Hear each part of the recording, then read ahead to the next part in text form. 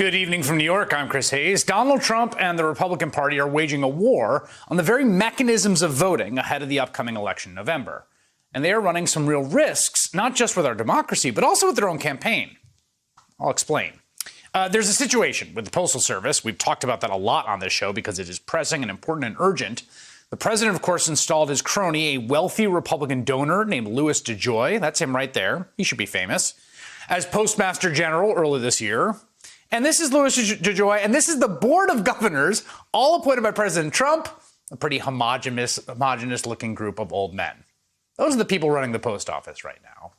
And now DeJoy is implementing a bunch of changes at the U.S. Postal Service, allegedly to cut costs that are quite clearly slowing down mail delivery nationwide. That could potentially create huge problems for mail-in voting as the pandemic still rages across this country, and if the mail takes too long to get back to the into the offices, then they can't count the ballots. Not to mention that it's hurting countless small businesses across the country, in red states and blue states, rural areas and urban, that depend on the Postal Service in the midst of a vast economic downturn. And then there's the legal battle. The Trump campaign is suing state and county elections officials in Pennsylvania, saying that their use of drop boxes for mail-in ballots is unconstitutional. The campaign is asking a federal court to bar them in November. Think about that. You can't use the drop boxes, so you got to use the mail, which we're slowing down. That's the play. In Nevada, the state Republican Party and Republican National Committee sued Clark County officials in June, in part over their plan to mail absentee ballots to, quote, inactive voters.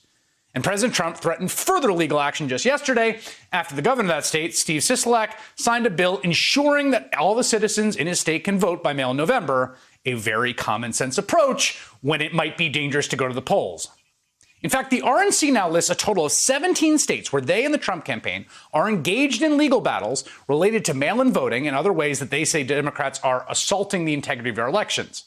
Of course, assaulting the integrity of elections, meaning here making sure people can vote. This is a full, concerted effort by the entire Trump administration and, crucially, the Republican Party, whether they like Trump or not, or they roll their eyes or not, or they think he's uncouth, the whole party, to undermine the legitimacy of the election, to cast aspersions on voting by mail, and attempt to actually bar people from voting by mail, all while we're in a deadly pandemic that has killed almost 160,000 of our fellow Americans. And then above all else, there's the constant rhetorical war led by the president. It isn't just baseless. It's ludicrous. It doesn't even make any sense. It's just pure deceitful propaganda. It's like something straight out of North Korea. The president it can't even keep his own talking points straight. So we have a new phenomena. It's called mail-in voting, where you send where a governor.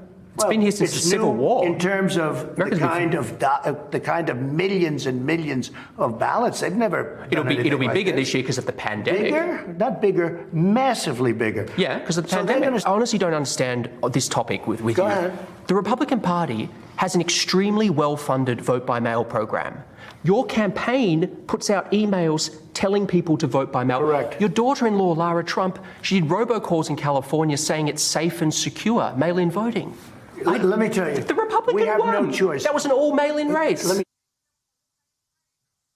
president has been spewing this anti-mail-in voting propaganda for weeks, and he seems to have just realized it might be a bit of a problem for him in the key state of Florida.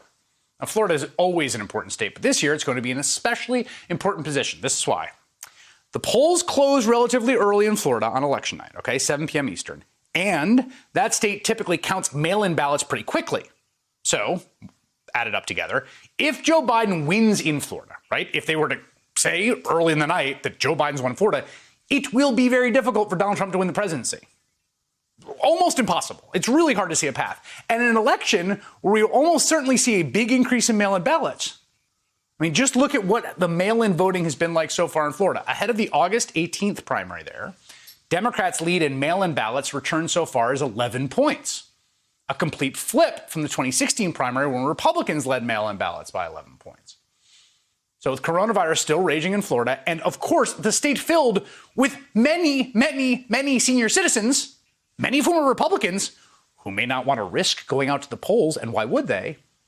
The president cannot afford to discourage his senior, elderly Floridian supporters from voting by mail and risk losing the whole thing on election night. without any of the prolonged battle he's preparing for. This was obvious, of course, to everyone watching. So today, he just completely reversed himself, tweeting what basically amounted to a big, please disregard. Quote, whether you call it vote by mail or absentee voting, in Florida, the election system is safe and secure, tried and true. Florida's voting system has been cleaned up. We defeated Democrats' attempts at change. So in Florida, I encourage all to request a ballot and vote by mail MAGA. There's likely good legislation signed before Election Day, the COVID relief bill that is currently being hammered out in Congress. And if there is anything to be done to make sure the election happens in the safest, most efficient manner possible, with the Postal Service appropriately funded, that legislation is our last shot.